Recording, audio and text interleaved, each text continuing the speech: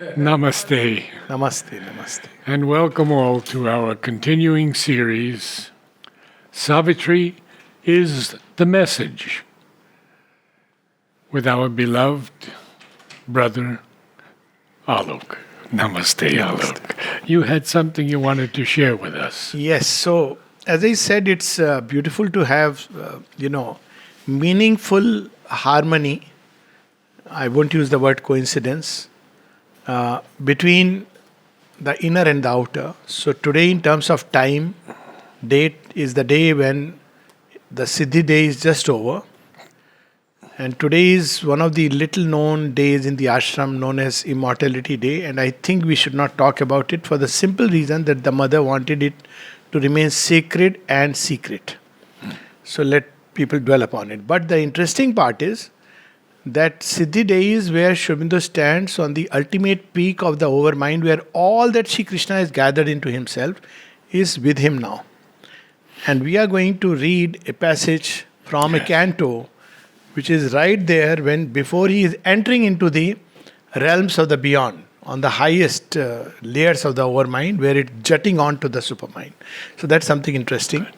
And this is where you also find the consciousness of immortality. Because everything which is over mind and below is mortal, which includes, we don't use the word gods are immortal, gods are mortal, but then they have a term.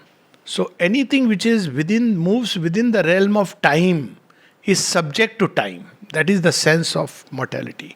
Anything which is limited in terms of space will be subject to death, because there is the limitless all around. So the logic of it is this. So if you want to conquer death, we have to enter into that space or connect ourselves with that space, which is, or rather that realm, which is spaceless, timeless, and beyond it, which is infinite. So only when we connect with that, then there is a possibility that there is a constant linking between the infinite and the finite. And so finite can go on endlessly, but it has to keep moving along with the rhythm of the infinite. So that's what is called in Savitri also as the deathless state. So deathless state is where normally what happens, the body is not able to keep with the pace of the divine. So it tends to over a period of time fall back, fall back, fall back. And beyond a point there is a snapping. So the body is undone, redone several times. So in each of these redoing, if the body can continue redoing future words, as the mother uses the word future words, instead of falling backwards, you will end up with physical immortality. That is the secret. So it has to undo and redo itself future words. But in normal course of our life, we keep falling backward with the way consciousness is advancing.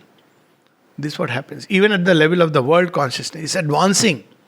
And beyond a point, we begin to fall backward or become stuck into rigid comfort zones, dogmas, all these things. So we lose that. So this is about the future word movement, and this is where we are going to read that point where the overmind is jutting into the supermind, which is where the finite ends its crawl to infinity. This is the meeting point, which is where we are. Good. He had reached the top of all that can be known. His sight surpassed creation's head and base. Ablaze, the triple heavens revealed their suns. The obscure abyss exposed its monstrous rule. All but the ultimate mystery was his field. Almost the unknowable disclosed its rim. His self's infinities began to emerge. The hidden universes cried to him. Eternities called to eternities, sending their speechless message still remote. This is marvelous. This page starts with he trod along extinction's narrow edge. Yes. So extinction's narrow edge is where time and space end. Different. There are multiple time space, not just the physical time and Yes. space. There is time and space in the vital world. There is time and space in the world of the gods. It is said that one day of God is, I don't know how many million years on earth. So if you go and tell them we are suffering for so long, they'll say, but it's just only one day. So even that begins to close. So it's the realm of the eternal. But in the higher worlds itself, this is what is called in Indian thought as para and apara. So apara is the lower hemisphere and para is the higher hemisphere. So apara, or the lower hemisphere, from matter and below, right up to the overmind, all this is apara. And one of the Upanishads goes on to say, even all the knowledge that we have, including of the three Vedas, which of course is the scholarly knowledge, not the experience, comes under the lower hemisphere. It's amazing. And all the scientific knowledge, everything. Why? Because it is missing the touch of that which alone makes everything meaningful. It's like that little point which you add to everything and suddenly you are filled with that meaning, that spark. Oh, that's it. That missing piece of the cosmic puzzle.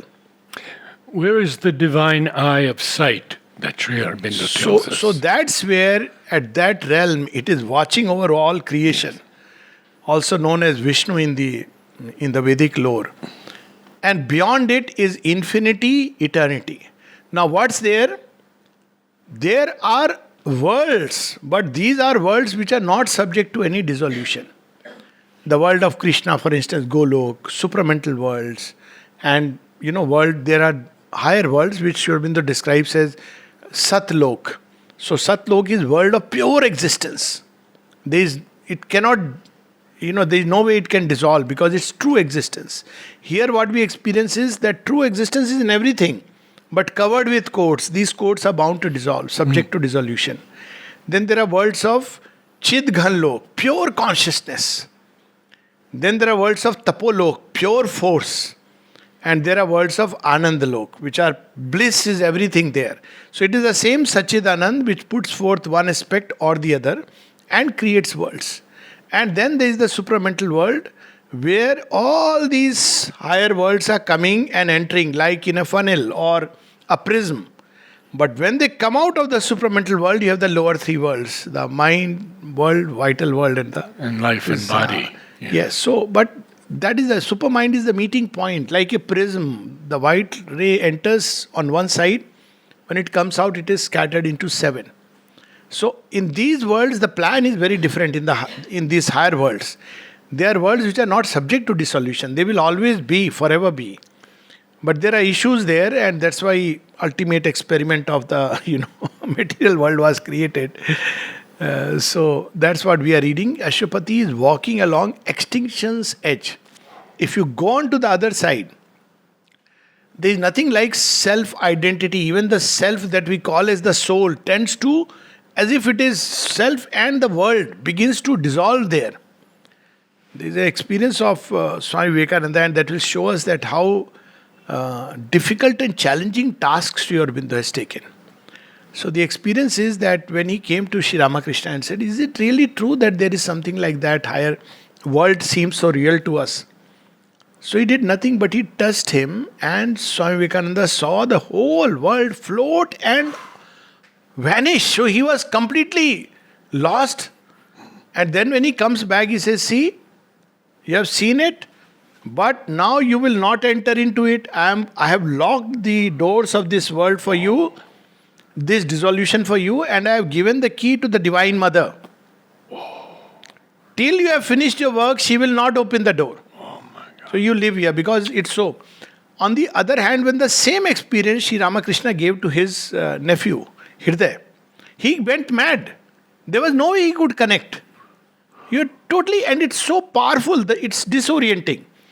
Now, what lies in that mystery where there is no form, no name, no support, no base? Normally, it has been used as an ultimate mystery in which we dissolve.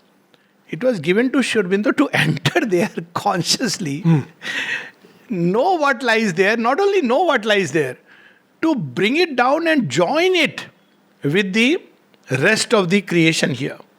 And that's why in evening talks, when he is asked, what is the condition for the supramental world to come down. He says one of them is that you must have access to the plane of the gods, which is the overmind. Why it is important? Because he'll come through them.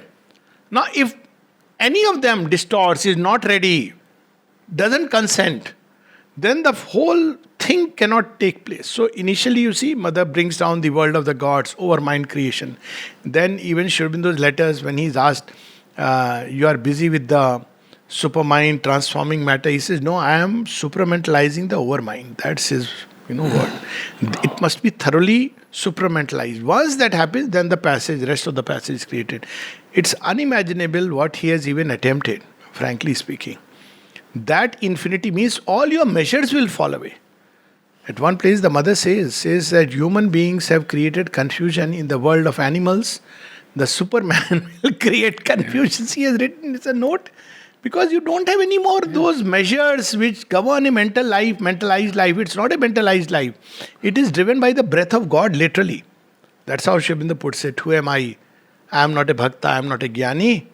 Who am I? I am a breath, I am a leaf driven by the breath of the God. Now, when breath of the God drives, it doesn't drive according to our mental plannings, notions, thus it should be, thus it should not be.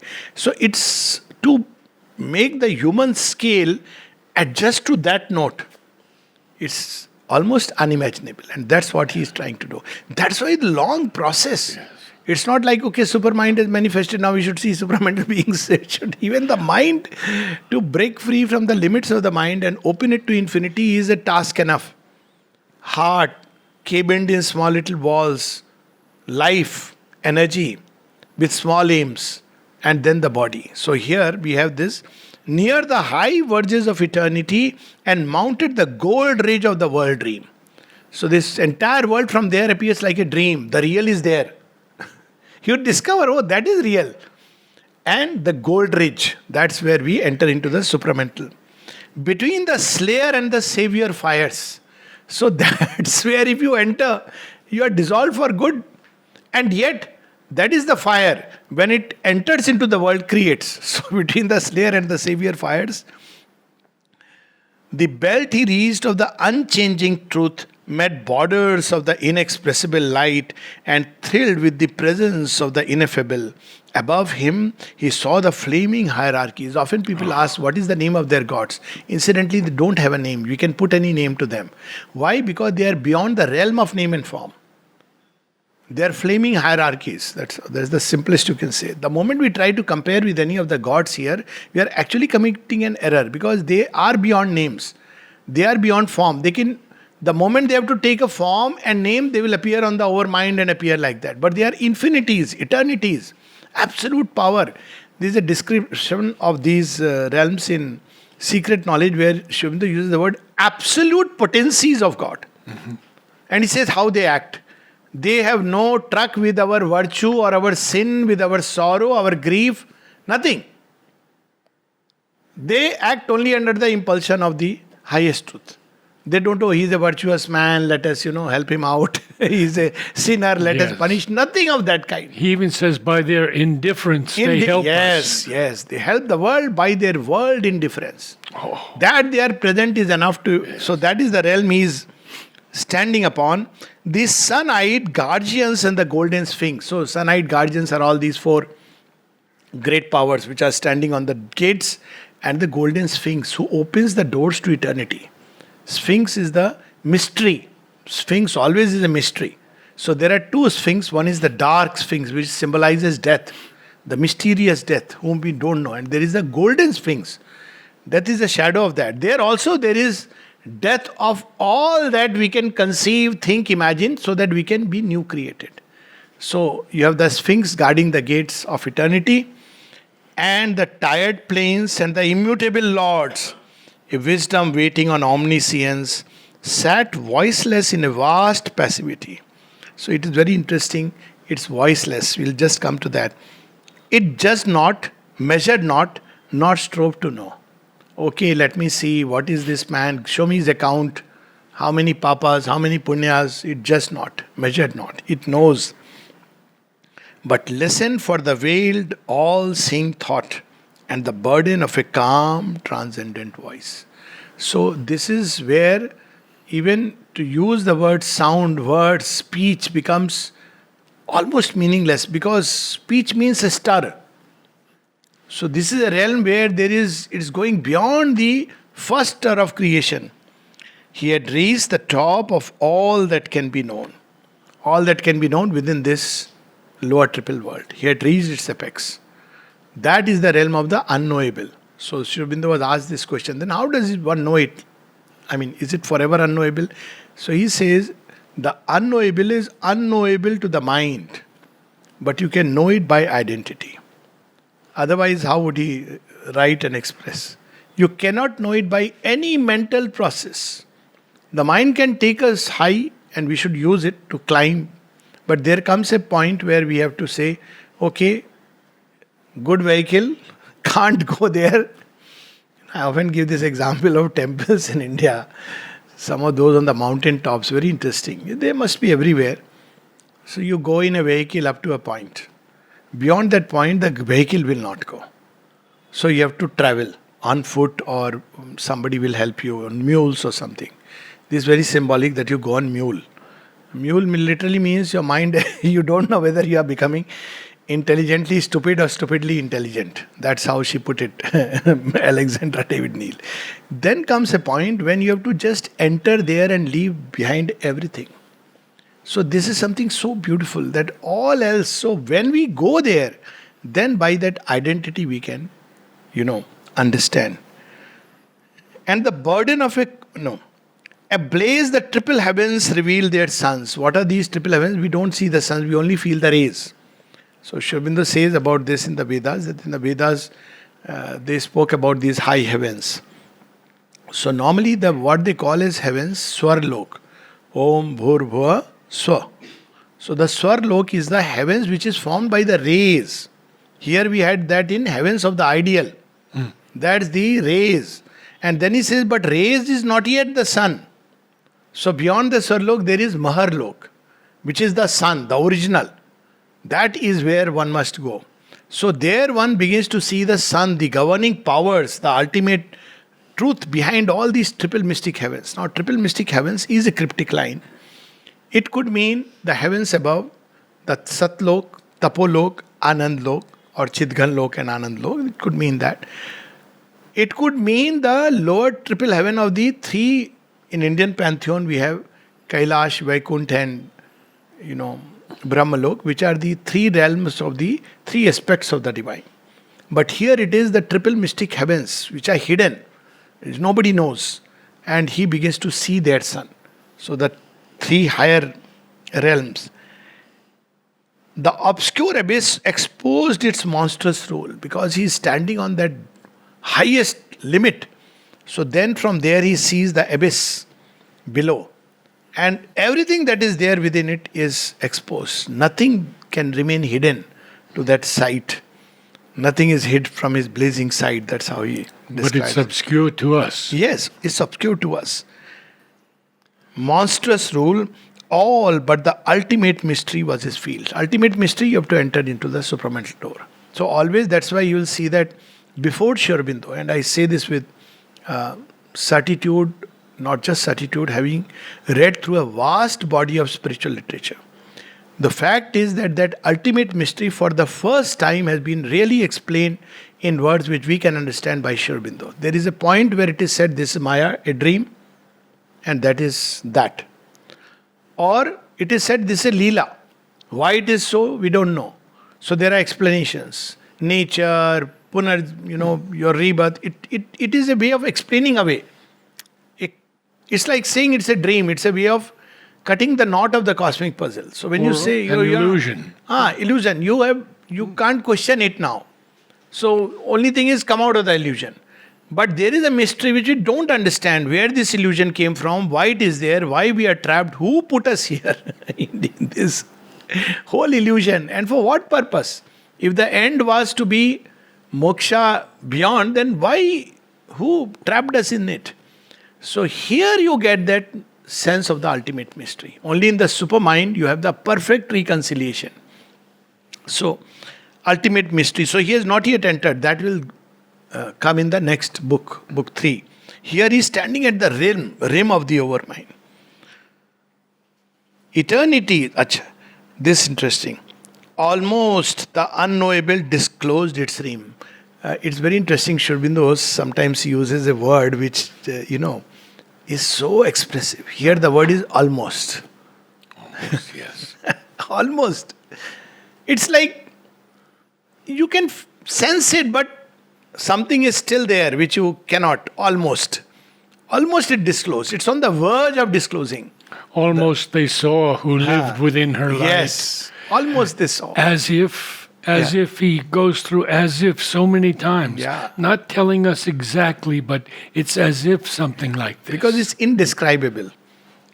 So I often say only Sri Aurobindo could describe the indescribable. The ineffable. Otherwise there is no way. Then the next line is also very beautiful. His self's infinities began to emerge. So what are each of us actually has a finite truth, and there is within us an infinite truth which belongs to the central being, the Jivatma, before it has entered into the play of time and space. And that is always connected with the infinite. When we touch that point, then suddenly it begins to emerge within us. That's the original plan of God that we are meant to be. His self's infinities. Infinity of wisdom, infinity of love, infinity of strength. No limit to that.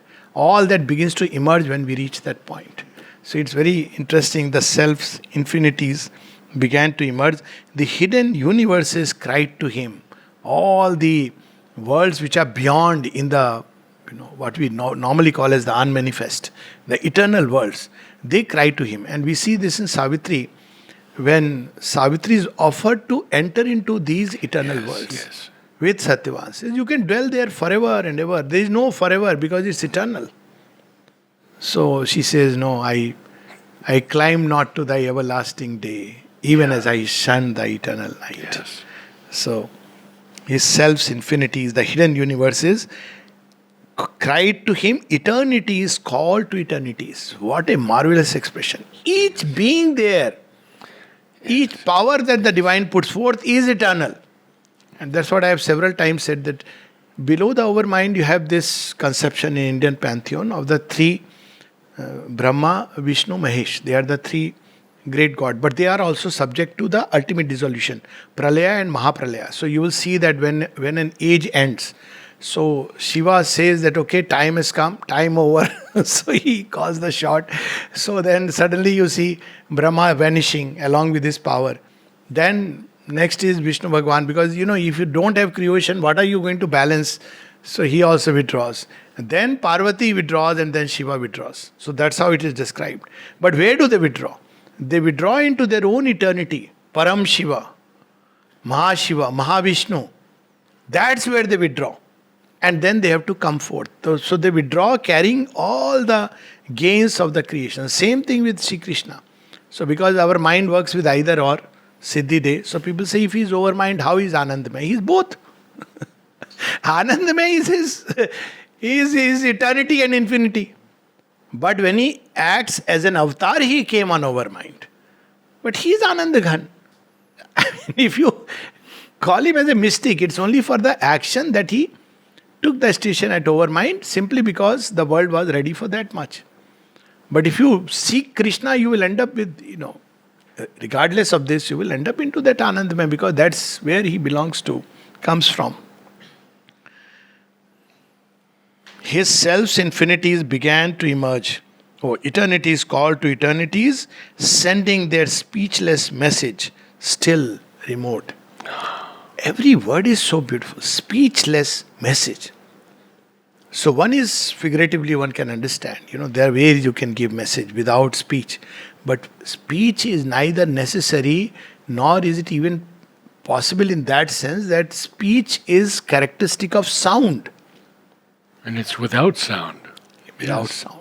Speech is panch tattvas which have come into the... Speech is vibration and the star of vibration. This is beyond.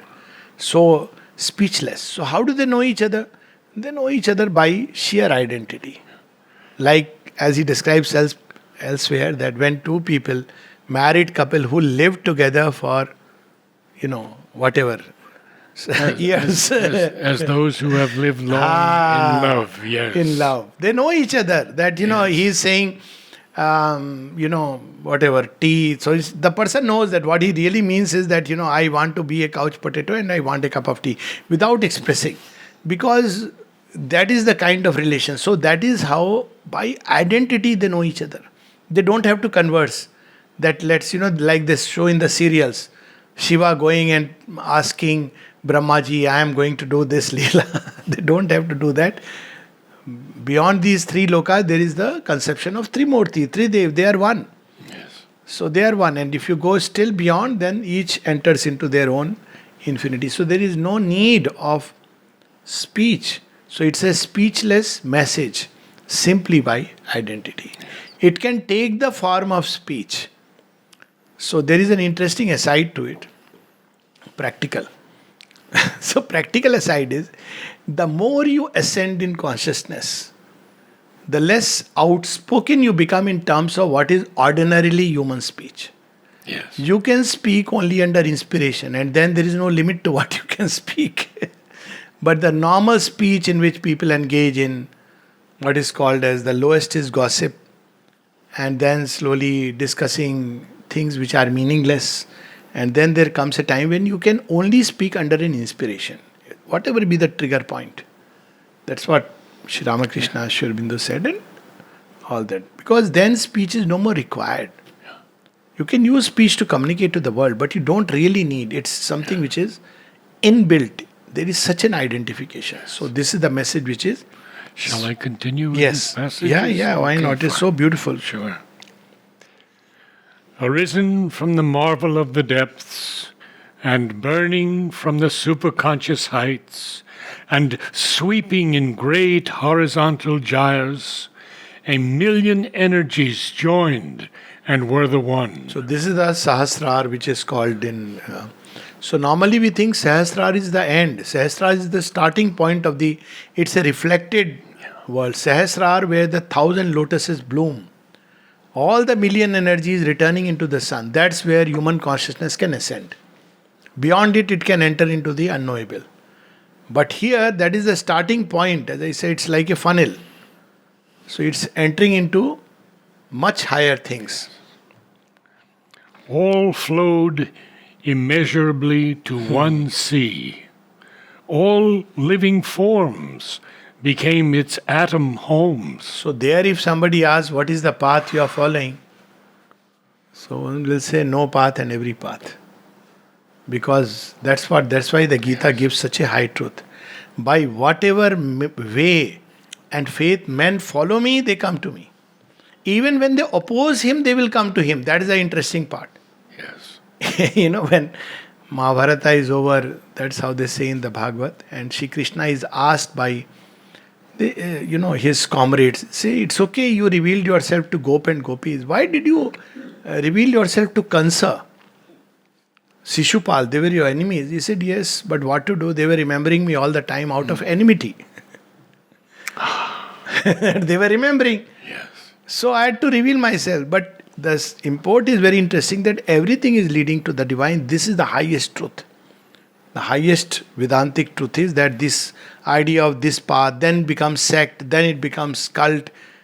But the ultimate truth is that through every path, depending on your faith, you are being driven along the roads of infinity.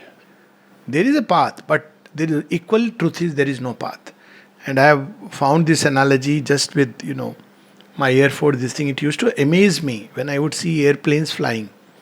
So my thing was, why don't they collide with each other? What keeps them? So I used to think initially, before I joined the Air Force, that, they have to manage it. Like, on the road, the drivers have to manage it. If they see a plane coming, they have to take care and all. But then when I joined, I came to know everything is given route. So they feed the route and they have to stick to the route. So even when they are flying at high speeds, unless they commit a blunder or they have to deviate from the route, they won't collide. But if you ask which path they went with, this aircraft's path, the same aircraft while returning may take a different path, different corridors. And each of these corridors are well segregated. Now imagine in airports where thousands of flights are going, I think, in Atlanta, where every minute a plane takes off. How do they manage it? So it is same thing from that point where million roads through which people are coming. But the one who is climbing says, this is my path. But for the divine, he is on every path. Every path he is carrying each one. So And he is every path. he is every path because he is the path. See, that is the beauty. He is the path. And that's why Sri Aurobindo says he has made it so simple, because people often ask which path, karma yoga, bhakti yoga, this. He says open to the mother. Mother is everywhere, in everything, every path, even in the atom. She listens to the dumb cry of the atom. All nature dumbly calls to her alone, Yes. to heal with her feet the aching throb of life.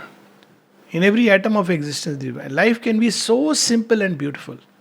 Just to live by this truth, that the path is everywhere. Because the divine is everywhere. It also reminds me, somebody who came and stayed in Golkund, he wrote to the mother, one part of me want to be in the world and practice the yoga. Another part wants to be here and practice the yoga. So what would you say? The mother said, the world is everywhere, the divine is everywhere. The yoga is everywhere. You can be here and not practice yoga. You can be far away, you can practice yoga. Divine is everywhere, world is everywhere. And the path is everywhere. So beautiful it is, so liberating. Yes. Yet, due to choice of destiny, one may be at different places. That's a different thing altogether. But it cannot be turned into an absolute rule. That's where we make a mistake. Remember what Mother wrote to Dimitri? The light is everywhere, the force is everywhere, and the world is so small. Yes, absolutely. This is the eternal truth. Then yes, wherever there's an occult arrangement that somebody may be at one place, somebody another, in space and time there will be an arrangement. But sometimes we mistake it that just because we are here, there is something very special, we are more evolved beings, and therefore we are called here. None of these standards, yardsticks apply to the ways of the divine. Yes. In another story, I am reminded with this, if I may. There is a poem of Sri Aurobindo called Mahatmas. So, where this man wants to have the yoga and all that it contains. So, he practices Hatha Yoga and has, he says that Hatha Yoga of the old Lemurian kings, what Dhruv and Hiranyakashipu, they have practiced. And he goes to find a guru. So, he meets Dwapa and Vyas. And he says that, I have come, I have done this, and I want to have the further yoga. He says, no, you go back, you are not pure enough. So he goes and does Raj Yoga. So he says, a Raj Yoga of the old Atlantic kings. So he practices and gets all the powers, siddhis and everything. Now he comes, he says, go and find Krishna. Now comes the challenge. So he goes to Yudhishthir's palace, Hastinapur. He must be there. He doesn't find him. He says, he must be in Vrindavan, Mathura. Nowhere he finds him. He says, Dwarka. No, where is he? So he is very distraught. And in that state, he wanders onto some slopes of a mountain where he sees a man who is apparently mad and full of ecstasy. But he is not saying the cause of his ecstasy. There he sees someone. And as this Mahatma, would-be Mahatma, comes near him, this yogi, this man laughs and kicks him. And he says, all the power went away from me. He became like a child, helpless. And then he says, he saw in him Krishna. Before that, he saw in him Krishna. And everything goes away when he sees Krishna. And then he tells him, he again dances, comes near him and says, take back all these gifts, you beggar. So he says, he could give it just like this. I have done all this tapasya. He says, okay, now you go. Go and do the work of being a, guardian of, an aeon. Because that's the work I am giving you. So that is the kind of, we confine God into various limited ways, approaches, sects, and then religions, and we fight with each other. end up in chaos, God must be putting his head. That's why all religions have a term. That's why we must understand religions have a term. Spirituality is beyond term till it continues to progress. If it stops progressing, it also becomes a term when it is in cults and sects. Because that is not the eternal truth of the divine. Eternal truth of the divine is infinity and eternity. Whoever touches it knows that you can't reduce him to a formula. Yes. And that is what we discover here. You can continue to read. So A beautiful. panergy that harmonized all life, held now existence in its vast control. A portion of that majesty he was made. So this panergy, we talk about, some people have this problem that in Indian thought, Sanatana Dharma, there are so many gods. Actually, it is a less count. They give the count, latest census was 33 millions or crores, I don't know. Actually, it is less. As many creatures, human beings at least you can say, as many gods. Because man is potentially a god. What are gods? Gods are those who are laboring in creation. Each aspect, each work is a power. Gods are powers and aspects of the one. So because they are power and aspects of the one, you can catch anyone and reach to a point where he can take you. That was the original meaning of, multiple gods and the one God. This was the original sense. You could take up anyone, but they are connected. It's like you are going to an office where the, president's office. So who all could take you to the president's office? Of course, the man who is his right-hand man. Maybe even the butler can take you. You will say, hum saab se mila denge. Maybe the man on the gate, he knows what are the timings when president comes and moves in the garden. He'll say, sir, this is the time when he meets people. So many people can take you. So that way, many of these gods, they will take us to a point. Beyond a point, they have to transfer because they go into their higher and higher. If you want only some limited gains, then they will say, okay, you stop here. You don't want the divine. So this is where this panergy, and why he has used the word panergy is something very interesting. Because normally we talk about gods, masculine gender. Panergy is Shaktis, energy. Yes. Million Shaktis, goddesses, through whom you are carried up.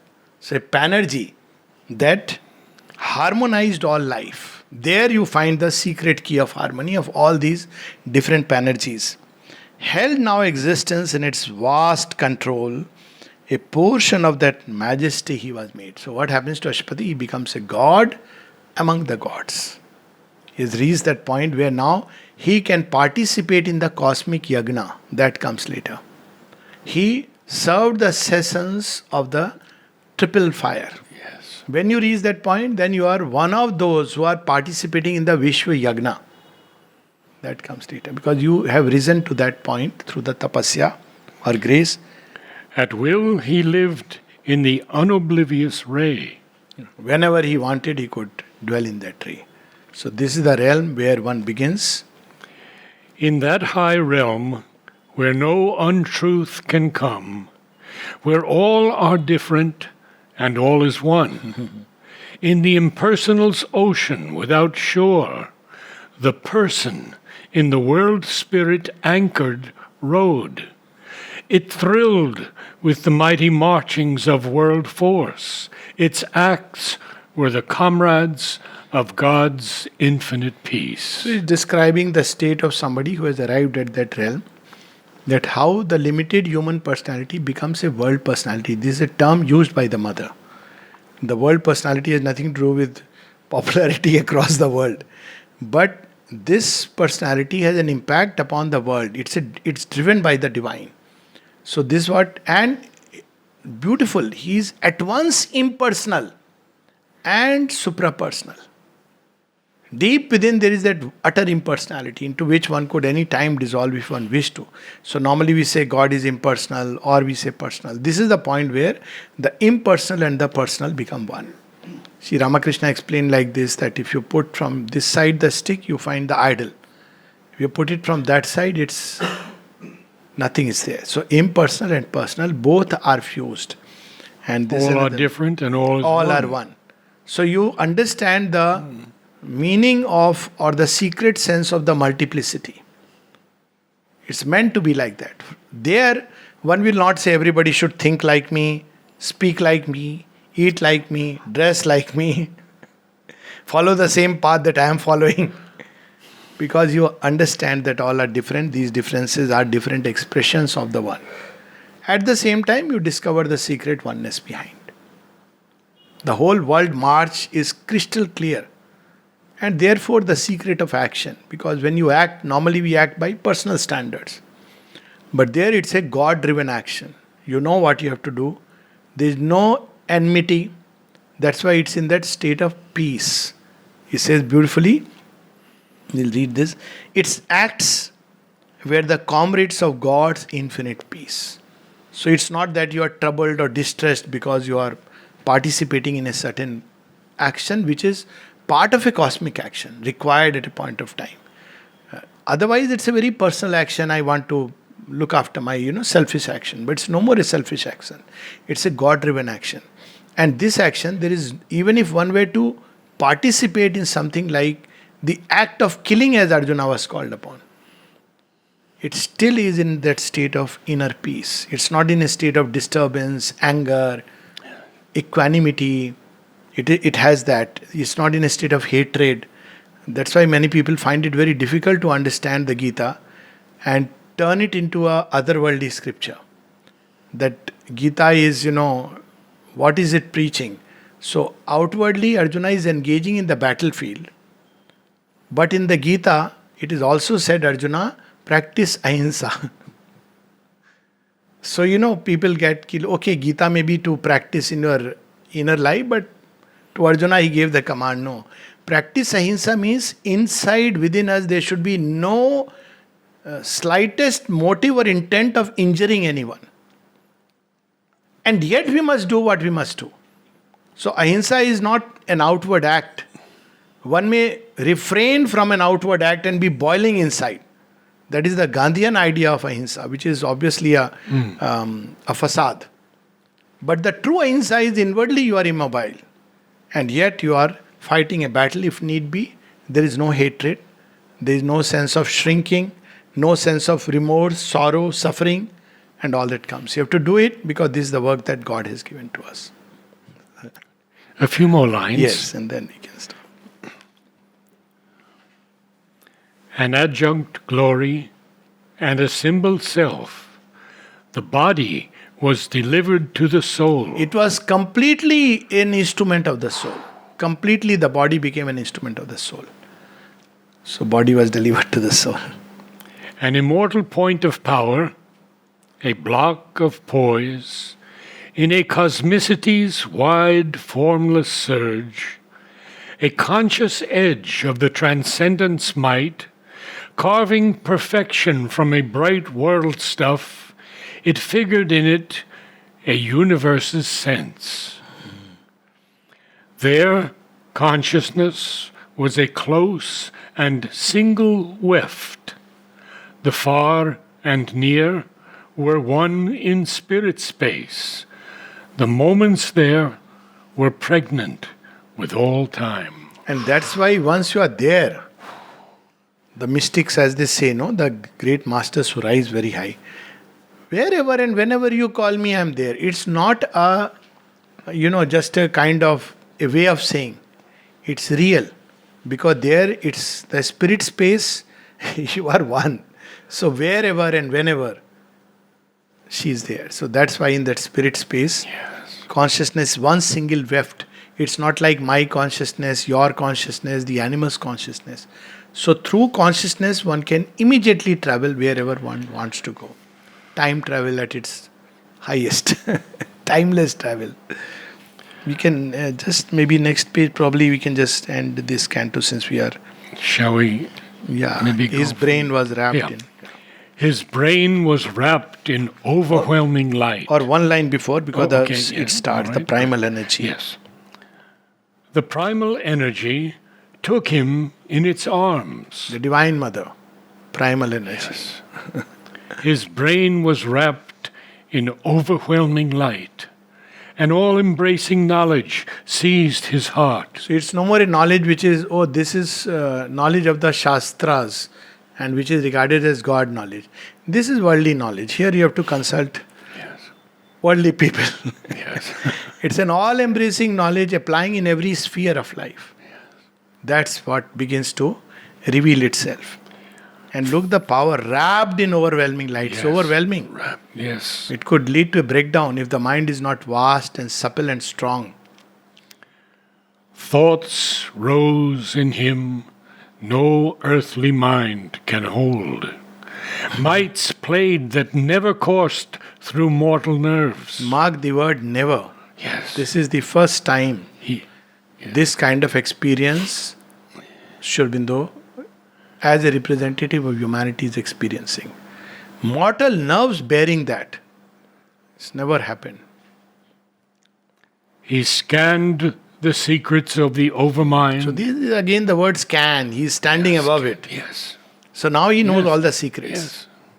He bore the rapture of the oversoul, a borderer of the empire of the sun, attuned to the supernal harmonies, he linked creation to the eternal sphere. So here we can see where he is standing. It describes toward the end. Yes. Borderer of the empire of the sun. And on the other side, scan the secrets of the overmind. His finite parts approached their absolutes. His actions framed the movements of the gods. His will took up the reins of cosmic force. End of Canto 15 and the end of Book 2. And yet, the ultimate mystery in which he enters in the next canto, next book. Yes. Which is the book of the Divine Mother. Ultimate mystery. Namaste. Namaste.